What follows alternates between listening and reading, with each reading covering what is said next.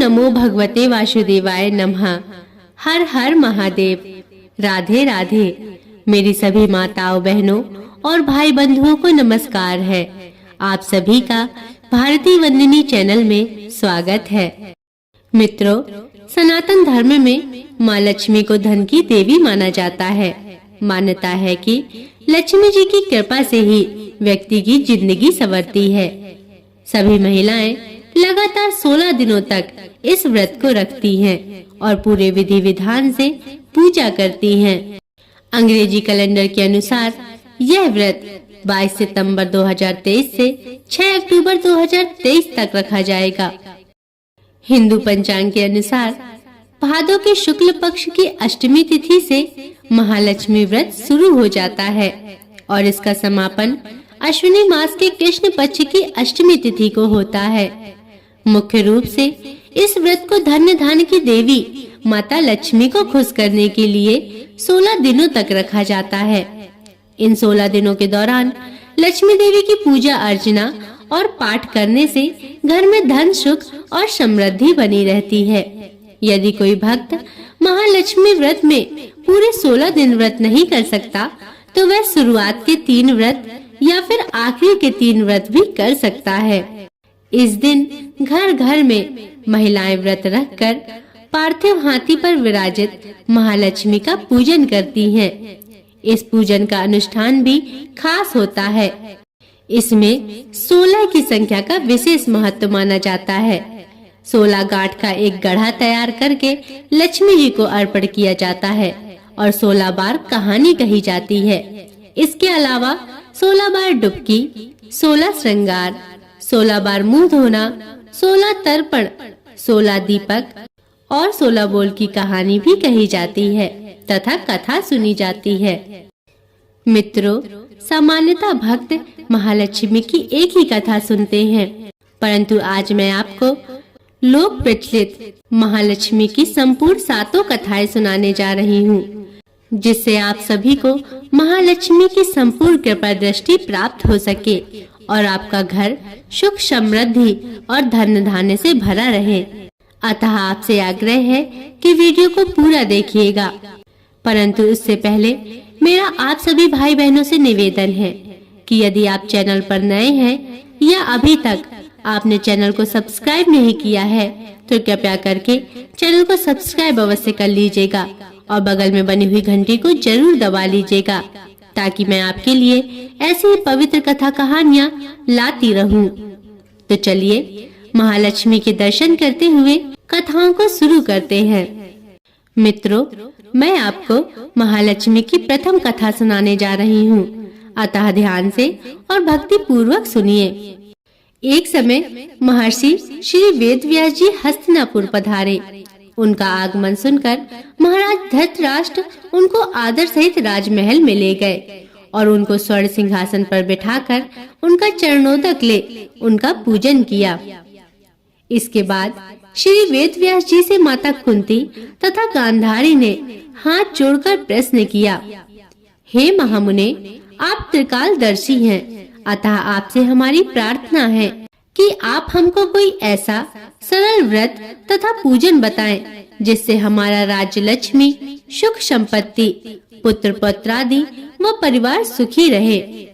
इतना सुनकर श्री वेदव्यास जी कहने लगे, देवी, हम एक ऐसे व्रत का पूजन व वर्णन कहते हैं जिससे सदा लक्ष्मी जी का निवास होकर सुख समृद्धि की वृद्धि होती रहती है। यह श्री महालक्ष्मी जी का व्रत है जिसे प्रति वर्ष अश्विनी कृष्ण अष्टमी को विधिवत किया जाता है। तब कुंती और गांधारी बोली, हे महामुने, इस व्रत की विधि हमें विस्तार पूर्वक बताने की कृपा करिए। तब व्यास जी बोले, हे देवी, यह व्रत भाद्रपद शुक्ल अष्टमी से प्रारंभ किया जाता है। इस दिन स्नान करके 16 सूत के धागों का डोरा बनाएं, उसमें 16 गांठ लगाएं, हल्दी से पीला करें। इसके बाद प्रतिदिन 16 दूब व 16 गेहूं डोरों को चढ़ाएं। अश्विनी कृष्ण अष्टमी के दिन उपवास रखकर मिट्टी के हाथी पर श्री महालक्ष्मी जी की प्रतिमा स्थापित कर विधि पूर्वक पूजन करें। इस प्रकार श्रद्धा भक्ति सहित महालक्ष्मी जी का व्रत पूजन करने से आप लोगों की राज्य लक्ष्मी में सदा वृद्धि होती रहेगी। इस प्रकार व्रत का विधान बताकर श्री वेद व्यास जी अपने आश्रम को प्रस्थान कर गए।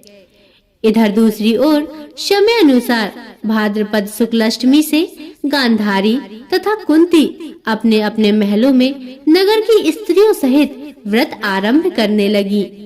इस प्रकार 15 दिन बीत गए। 16वें दिन अश्विनी कृष्ण अष्टमी के दिन गांधारी ने नगर की सभी प्रतिष्ठित महिलाओं को पूजन के लिए अपने महल बुलवा लिया।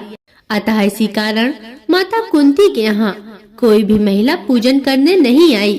साथ ही माता कुंती को भी गांधारी ने नहीं बुलाया। ऐसा करने से माता कुंती ने अपना बड़ा अपमान समझा।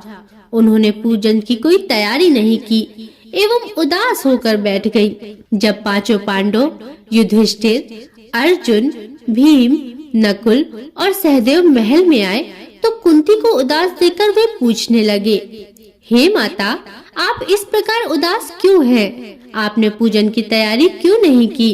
तब माता कुंती ने कहा, हे पुत्र, आज महालक्ष्मी जी के व्रत का उत्सव गांधारी के महल में मनाया जा रहा है।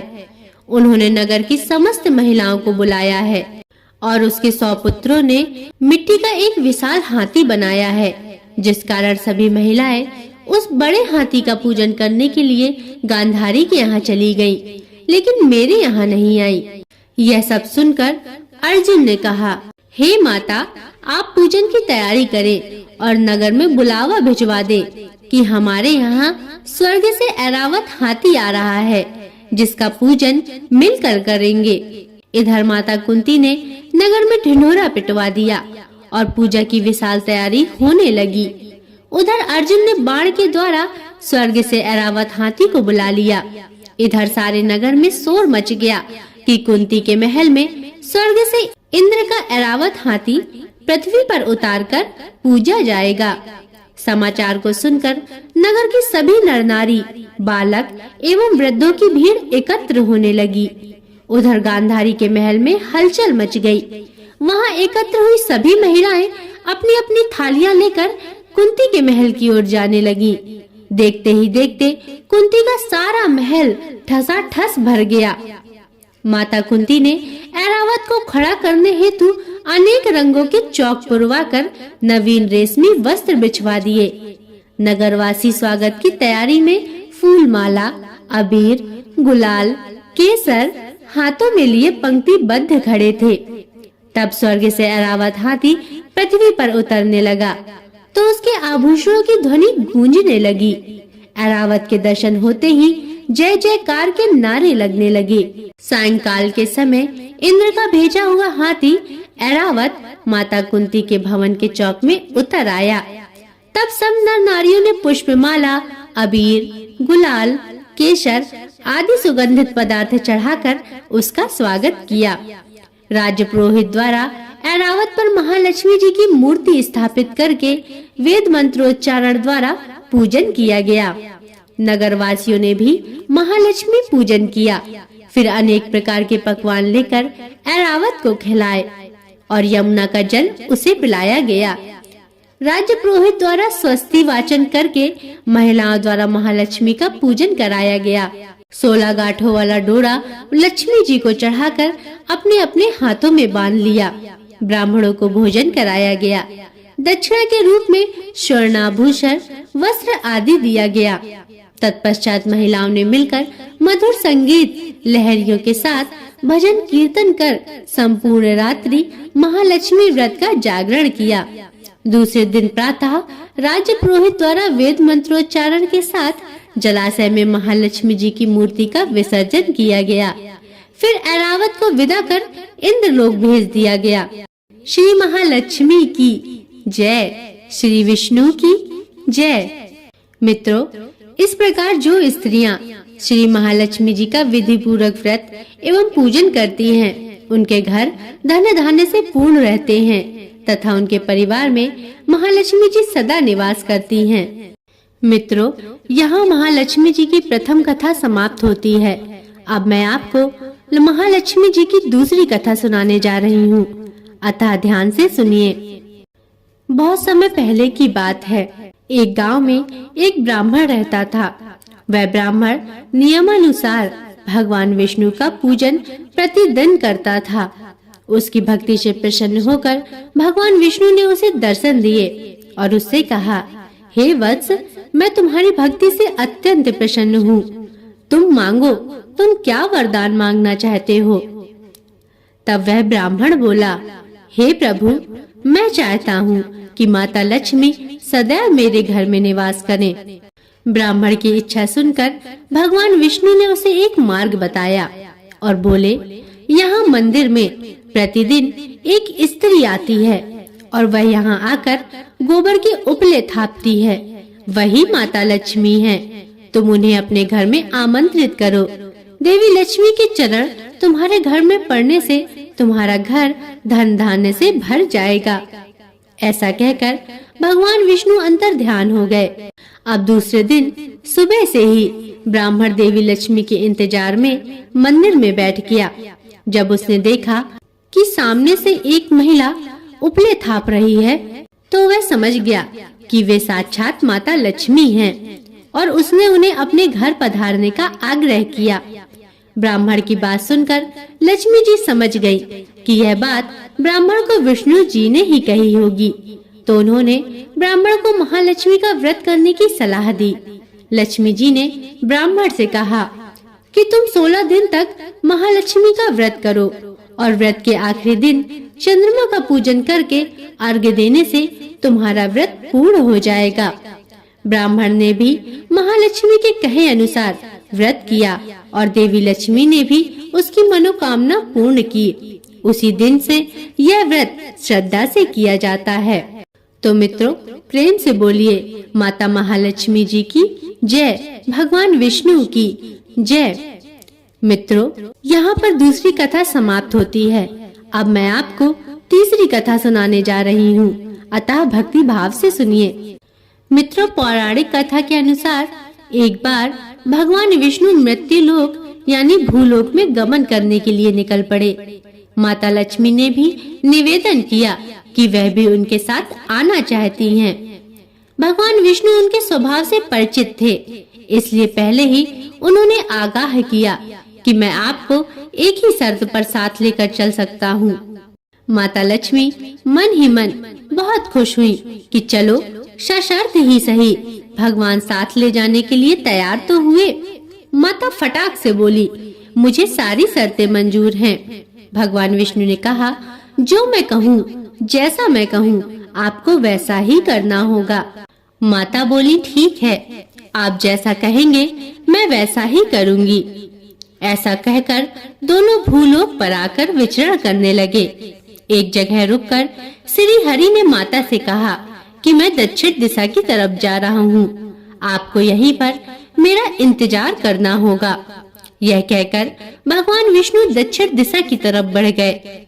अब माता को जिज्ञासा हुई कि दक्षिण दिशा में ऐसा क्या है जो भगवान मुझे वहाँ नहीं ले जाना चाहते। माता का स्वभाव तो वैसे भी चंचल माना जाता है। उनसे वहाँ पर ज्यादा देर रुका नहीं गया और वे भगवान विष्णु की तरफ बढ़ने लगी। आगे जाकर माता को सरसों का खेत दिखाई दिया। उसकी सुंदरता ने माता का मन मोह लिया। वे फूलों को तोड़कर अपना श्रृंगार करने लगी। इसके बाद वे कुछ दूर आगे बढ़ी कि गन्ने का खेत उन्हें दिखाई दिया। उन्हें गन्ना चूसने की इच्छा हुई तो गन्ने तोड़कर उन्हें चूसने लगी।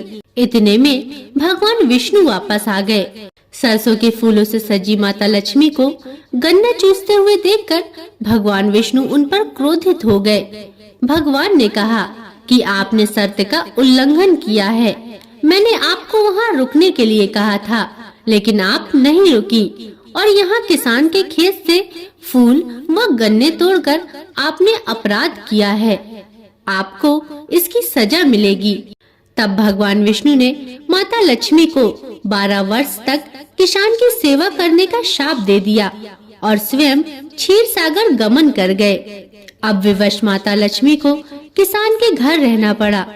एक दिन माता लक्ष्मी ने किसान की पत्नी को देवी लक्ष्मी की प्रतिमा की पूजा करने को कहा और बोला कि इससे तुम जो भी मांगोगी तुम्हें मिलेगा।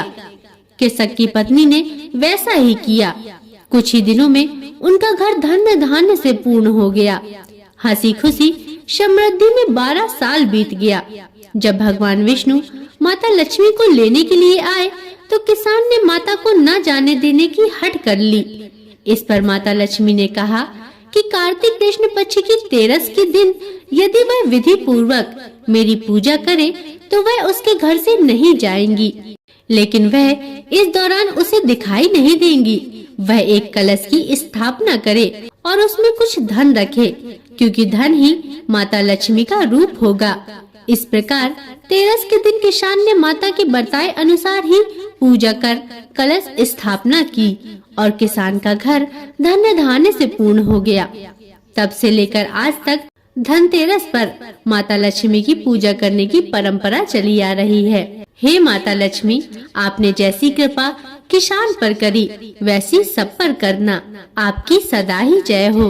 भक्तों, प्रेम से बोलिए माता लक्ष्मी की जय, भगवान विष्णु की जय।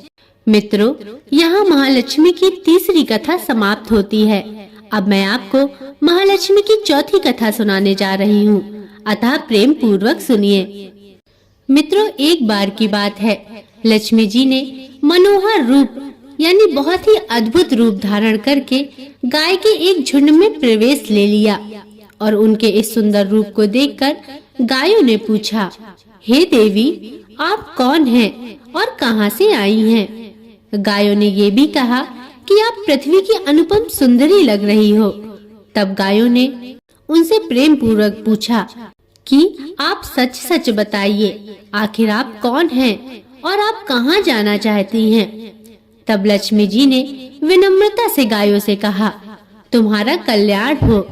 असल में मैं जगत में अर्थात संसार में लक्ष्मी के नाम से प्रसिद्ध हूँ और सारा जगत मेरी कामना करता है, मुझे ही पाना चाहता है।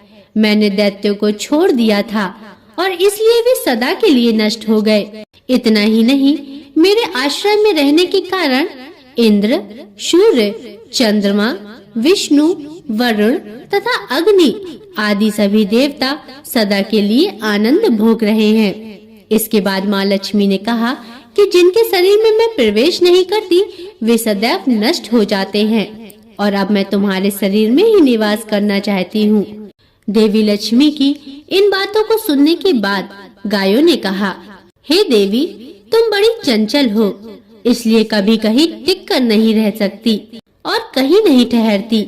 इसके अलावा तुम्हारा बहुतों के साथ भी एक सही संबंध है, इसलिए हमें तुम्हारी इच्छा नहीं है। तुम्हारी जहाँ भी इच्छा हो तुम चली जाओ। तुमने हमसे बात की, इतने में ही हम अपने आप को तुम्हारा कृतार्थ यानी तुम्हारे आभारी मानते हैं। गायों के ऐसा कहने पर लक्ष्मी जी ने कहा कि ये तुम क्या कह रही हो? मैं दुर्लभ और सती हूँ, अर्थात मुझे पाना आसान नहीं है, पर फिर भी तुम मुझे स्वीकार नहीं कर रही। आखिर इसका क्या कारण है? यहाँ तक कि देवता, दानव, मनुष्य आदि सब कठोर तपस्या करके मेरी सेवा का सौभाग्य प्राप्त करते हैं, अतः तुम भी मुझे स्वीकार करो। वैसे भी इस संसार में ऐसा कोई नहीं है जो मेरा अपमान करता हो। यह सब सुनकर गायों ने कहा कि हम आपका अपमान या अनादर नहीं कर रहे हैं, हम केवल आपका त्याग कर रहे हैं, और वह भी सिर्फ इसलिए क्योंकि आपका मन बहुत ही चंचल है। आप कहीं भी जम कर नहीं रहती, अर्थात एक स्थान पर नहीं रुक सकती, इसलिए अब बातचीत करने से कोई लाभ नहीं। आप जहाँ जाना चाहती हो जा सकती हो। इस तरह गायों ने माँ लक्ष्मी का त्याग कर दिया, क्योंकि गायों को मालूम था कि लक्ष्मी कभी भी एक के पास नहीं रहती, बल्कि पूरे संसार में घूमती रहती है। पर फिर भी माँ लक्ष्मी ने हार नहीं मानी और इतना सब होने के बाद भी अपने वार्तालाप जारी रखी। अब आखिर में माँ लक्ष्मी ने कहा, हे गायों, तुम दूसरों को आदर देने वाली हो, और यदि तुमने ही मुझे त्याग दिया तो सारे जगत में मेरा अनादर होने लगेगा। इसलिए तुम मुझ पर भी अपनी कृपा करो। मैं तुमसे केवल सम्मान चाहती हूँ। तुम लोग सदा सबका कल्याण करने वाली हो।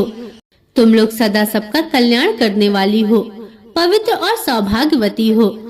तो मुझे भी बस आज्ञा दो कि मैं तुम्हारे शरीर के किस भाग में निवास करूं। लक्ष्मी जी के इस प्रकार निवेदन करने पर गायों ने भी अपना मन बदल लिया और गायों ने कहा, हे यशस्विनी, हमें तुम्हारा सम्मान अवश्य ही करना चाहिए। इसलिए तुम हमारे गोबर और मूत्र में निवास करो, क्योंकि हमारी ये दोनों वस्तुएं ही परम पवित्र हैं। तब माँ लक्ष्मी ने कहा, धन्यवाद और धन्य भाग मेरे, जो तुम लोगों ने मुझ पर यह अनुग्रह किया, यानी मेरी पति इतनी कृपा दिखाई। मैं अवश्य ऐसा ही करूंगी। मैं सदैव तुम्हारे गोबर और मूत्र में निवास करूंगी। सुखदायिनी गायों अर्थात सुख देने वाली गायों, तुमने मेरा मान रख लिया, अतः तुम्हारा भी कल्याण हो। मित्रों, इसी वजह से गाय के इन दो वस्तुओं को लक्ष्मी जी का ही रूप माना जाता है और किसी भी शुभ काम अथवा पूजा पाठ में गाय के गोबर का उपयोग किया जाता है। तो भक्तों, प्रेम से बोलिए, श्री माँ लक्ष्मी की जय, भगवान विष्णु की जय। मित्रों, यहाँ पर माता लक्ष्मी की चौथी कथा समाप्त होती है। अब मैं आपको पांचवी कथा सुनाने जा रही हूँ, अतः ध्यान से सुनिए। मित्रों, जिस प्रकार कोई भी व्रत तब तक पूरा नहीं होता जब तक उसकी व्रत कथा न सुनी जाए, उसी प्रकार कोई भी व्रत कथा तब तक संपूर्ण नहीं होती जब तक विनायक जी की कथा न सुनी जाए। अतः मैं आपको विनायक जी की कथा सुनाने जा रही हूँ, अतः ध्यान से सुनिए। किसी भी कथा के बाद विनायक जी की कथा सुनने से संपूर्ण फल की प्राप्ति होती है। अतः मैं आप सभी को अब विनायक जी की कथा सुनाने जा रही हूँ, ध्यान से सुनिए। मित्रों, एक गांव की बात है। एक बहुत गरीब अंधी बूढ़ी माई थी। उनका एक छोटा सा परिवार था, जिसमें उनका बेटा और बहू थी। बूढ़ी माई की गणेश जी में बहुत श्रद्धा थी। वे हमेशा उनकी भक्ति और पूजा में लगी रहती थीं। एक बार गणेश जी ने प्रसन्न होकर बूढ़ी माई को दर्शन दिए और उनसे कहा, बुढ़िया माई, मैं तेरी भक्ति से बहुत प्रसन्न हूँ। अब तू मुझसे कुछ मांग। तो बुढ़िया माई ने कहा, भगवान, मुझे तो कुछ मांगना ही नहीं आता, तो मैं आपसे क्या मांगू। तब गणेश जी बोले, अच्छा ठीक है, मैं कल फिर आऊंगा। तू अपने बहू बेटे से पूछना और उनसे पूछकर कुछ मांग लेना। बुढ़िया बोली, ठीक है। फिर बुढ़िया माई अपने बेटे बहू से बोली, आज मुझे प्रभु विनायक बाबा ने स्वयं दर्शन दिए हैं और उन्होंने मुझसे वर मांगने को कहा है। मुझे तो पता नहीं कि क्या मांगना चाहिए, तो तुम दोनों ही कुछ सोच समझकर बताओ कि मुझे क्या मांगना चाहिए। विनायक बाबा कल फिर आएंगे। बेटे ने कहा कि माँ धन दौलत मांग ले, और फिर अपनी बहू से पूछा तो वह बोली, सासू जी, हमारी शादी को काफी समय हो गया है और आपको पोता भी चाहिए, तो क्यों ना पोता ही मांग लो। तो बुढ़िया माई ने सोचा कि यह दोनों तो अपने मतलब की चीज मांग रहे हैं, तो क्यों ना मैं अपनी प्यारी सहेली से पूछती हूँ, वो सही सलाह देगी। ऐसा सोचकर बुढ़िया माई अपने पड़ोसन के पास जाती हैं और जाकर पूछती हैं, बहन, मुझे विनायक बाबा ने दर्शन दिए और मुझसे कुछ वर मांगने को कहा, क्योंकि मुझे कुछ सूझा नहीं कि मैं क्या मांगूं। तो उन्होंने कहा कि तू अपने बहू बेटे से पूछ लेना और फिर मुझे बताना, मैं कल फिर आऊंगा। जब मैंने अपने बहू बेटे से पूछा तो बेटा बोला कि धन मांग लो और बहू बोली कि पोता मांग लो। मुझे ये दोनों ही बातें उनके अपने मतलब की लगी, इसलिए अब मैं तुम्हारे पास आई हूँ। तुम मुझे सलाह दो कि मुझे क्या मांगना चाहिए। तब पड़ोसन बोली कि ना तू धन मांग, ना तू पोता मांग, तू थोड़े दिन तो जिएगी, सो तू आंखें मांग ले। ऐसा सुनकर बूढ़ी माई को ये बात भी सही नहीं लगी। उन्हें लगा कि ये तो स्वार्थ हुआ। उन्होंने पड़ोसन की बात भी नहीं मानी। सरल सी बुढ़िया माई घर पर जाकर सोचने लगी कि ऐसा क्या वरदान मांगा जाए जो सिर्फ किसी एक के लिए न हो। बल्कि उस वरदान का शुभ फल सभी को प्राप्त हो। ऐसा सोचते सोचते बुढ़िया ने रात गुजार दी। अगले दिन गणेश जी आए और बोले कि बुढ़िया माई आज कुछ मांग ले। तब वह बोली, हे विनायक, आंख दे जिससे सोने के कटोरे में पोते को दूध पीता देखूं। सुहाग दे, निरोग काया दे, 9 करोड़ की माया दे। बेटा पोते पर पोते, दुनिया में भाई भतीजे, सारे भूरे परिवार को सुख दे, मोक्ष दे। तब गणेश जी बोले, माई तूने तो मुझे ठग लिया और सब कुछ मांग लिया। और मुस्कुराते हुए बोले, परंतु जैसे तुमने कहा सब वैसा ही होगा। और यह कहकर गणेश जी अंतर ध्यान हो गए। बुढ़िया माई को गणेश जी की कृपा से सब कुछ मिल गया। हे गणेश जी, जैसे बुढ़िया माई को दिया वैसे सबको देना। श्री गणेश भगवान की जय। मित्रों, यह थी 5वीं कथा। अब मैं आपको 6वीं कथा सुनाने जा रही हूँ, अतः ध्यान से सुनिए। मित्रों, किसी भी व्रत कथा को कहते समय तुलसी माता की व्रत कथा जरूर कहनी चाहिए, क्योंकि हिंदू पुराण में माता तुलसी बहुत ही शुभ और पूजनीय मानी गई हैं। अतः उनकी उपस्थिति वहाँ पर हमेशा शुभ फल ही प्रदान करती है। इसी के परिणाम स्वरूप भगवान विष्णु को भी भोग के लिए तुलसी का प्रसाद लगाया जाता है। अतः अब मैं आपको माता तुलसी की कथा सुनाने जा रही हूँ, अतः ध्यान से सुनिए। मित्रों, कार्तिक महीने में सब औरतें तुलसी माता को सींचने जाती थीं। सब तो सींच कर आ जाती थी, परंतु एक बूढ़ी माई तुलसी माता को आती, उन्हें सींचती और कहती, हे तुलसी माता, सत की दाता, मैं बिलड़ा सींचूं तेरा, तू कर निस्तारा मेरा। तुलसी माता अड़ुआ दे, लड़ुआ दे, पीतांबर की धोती दे, मीठा मीठा गास दे, वैकुंठ का वास दे, चटके की चाल दे, पटके की मौत दे, चंदन की काठ दे, झालर की झंकार दे, साईं का राज दे, दाल भात का जीवन दे, 11 की मौत दे और श्री कृष्ण का कांधा दे। यह बात सुनकर तुलसी माता सूखने लगी। भगवान ने पूछा, हे तुलसी, तुम क्यों सूख रही हो? तुम्हारे पास तो इतनी औरतें रोज आती हैं, तुम्हें मीठा भोग लगाती हैं और गीत गाती हैं।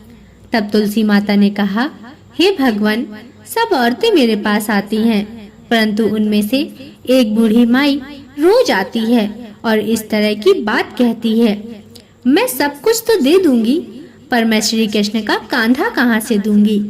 तब भगवान बोले, हे तुलसी, तुम चिंता मत करो, वह मरेगी तो मैं उसे स्वयं कांधा देने जाऊंगा। कुछ समय पश्चात बूढ़ी माई का देहांत हो गया। सारे गांव वाले एकत्रित हो गए और बूढ़ी माई को लेकर जाने लगे, पर वह इतनी भारी हो गई कि किसी से भी नहीं उठी। सबने कहा, इतना पूजा पाठ करती थी, पाप नष्ट होने की माला फेरती थी, फिर भी इतनी भारी कैसे हो गई? तब वहाँ बूढ़े ब्राह्मण के रूप में भगवान आए और वहाँ खड़े लोगों से उन्होंने पूछा, भाई ये भीड़ कैसी है? तब वहाँ खड़े लोग बोले, ये बूढ़ी माई मर गई हैं, पापिन थी इसलिए भारी हो गई है, किसी से भी नहीं उठ रही है। तब भगवान ने कहा, मुझे इसके कान में एक बात कहने दो, तो शायद ये उठ जाए। भगवान ने बूढ़ी माई के पास जाकर कान में कहा, बूढ़ी माई, मन की निकाल ले, अड़ुआ ले, गड़ुआ ले, पीतांबर की धोती ले, मीठा मीठा ग्रास ले, बैकुंठ का वास ले, चटक की चाल ले, चंदन की काठ ले, झालर की झंकार ले, दाल भात का जीवन ले और श्री कृष्ण का कांधा भी ले। इतना सुनना था कि बुढ़िया हल्की हो गई। भगवान अपने कंधे पर ले गए और बुढ़िया को मुक्ति मिल गई। हे तुलसी माता, जैसी मुक्ति बूढ़ी माई की करी वैसी हमारी भी करना, और जैसे उसको कांधा मिला वैसा सभी को देना। जय तुलसी माता की। यह थी 6वीं कथा। अब मैं आपको 7वीं कथा सुनाने जा रही हूँ, अतः ध्यान से सुनिए। मित्रों, एक लप्सी था और एक तपसी था। तपसी हमेशा भगवान की तपस्या में लीन रहता था और लप्सी रोजाना 1.25 सेर की लापसी बनाकर भगवान को भोग लगाया करता था और फिर उसी को जीम लेता था। एक दिन दोनों लड़ने लगे। तपसी बोला, मैं रोज भगवान की तपस्या करता हूँ, इसलिए मैं बड़ा हूँ। लप्सी बोला, मैं रोज भगवान को 1.25 सेर का लापसी का भोग लगाता हूँ, इसलिए मैं बड़ा हूँ। उसी समय नारद जी वहाँ से गुजर रहे थे। दोनों को लड़ता देखकर उनसे पूछा कि तुम क्यों लड़ रहे हो? तब तपसी ने खुद को बड़ा होने का कारण बताया और लप्सी ने अपना कारण बताया। नारद जी बोले, तुम्हारा फैसला मैं कर दूंगा। दूसरे दिन लप्सी और तपसी नहाकर अपनी रोज की भक्ति करने आए तो नारद जी ने छुपकर 1.25 करोड़ की एक अंगूठी उन दोनों के आगे रख दी। तपसी की नजर जब अंगूठी पर पड़ी तो उसने चुपचाप अंगूठी उठाकर अपने नीचे दबा ली और लप्सी की नजर जब अंगूठी पर पड़ी तो उसने ध्यान नहीं दिया और भगवान को भोग लगाकर लापसी खाने लगा। इसके बाद नारद जी सामने आए तो दोनों ने पूछा कि नारद जी, हम दोनों में कौन बड़ा है? तब नारद जी ने तपसी से खड़ा होने को कहा। वो खड़ा हुआ तो उसके नीचे दबी हुई अंगूठी दिखाई पड़ी। नारद जी ने तपसी से कहा, तपस्या करने के बाद भी तुम्हारी चोरी करने की आदत नहीं गई, इसलिए लप्सी बड़ा है और तुम्हें तुम्हारी तपस्या का कोई भी फल नहीं मिलेगा। तब से बहुत शर्मिंदा हुआ और शर्मिंदा होकर माफी मांगने लगा। उसने नारद जी से पूछा, हे नारद जी, मुझे मेरी तपस्या का फल कैसे मिलेगा? तब नारद जी ने कहा, यदि कोई गाय और कुत्ते की रोटी नहीं बनाएगा तो फल तुझे मिलेगा। यदि कोई ब्राह्मण को भोजन करवाकर दक्षिणा नहीं देगा तो फल तुझे मिलेगा और यदि कोई साड़ी के साथ ब्लाउज नहीं देगा तो फल तुझे मिलेगा और कोई यदि दिए से दिया जलाएगा तो फल तुझे मिलेगा और यदि कोई सारी कहानी सुन ले लेकिन तुम्हारी कथा नहीं सुनेगा तो फल तुझे मिलेगा। मित्रों, उसी दिन से हर व्रत कथा कहानी के साथ लप्सी तपसी की कहानी भी सुनी और कही जाती है। अतः लप्सी तपसी की कहानी के साथ व्रत कथा का संपूर्ण फल प्राप्त होता है। मित्रों, यह थी महालक्ष्मी की 7 व्रत कथाएं। आशा करती हूँ कि आपको कथाएं पसंद आई होंगी। अगर इसमें कोई त्रुटियां हैं तो मुझे क्षमा करें और आपसे पुनः एक बार निवेदन है कि यदि अभी तक आपने चैनल को सब्सक्राइब नहीं किया है तो कृपया करके चैनल को सब्सक्राइब करके बगल में बनी हुई घंटी को जरूर दबा लें और कमेंट में हमें बताएं कि आपको कथा कैसी लगी और कमेंट में जरूर लिखें।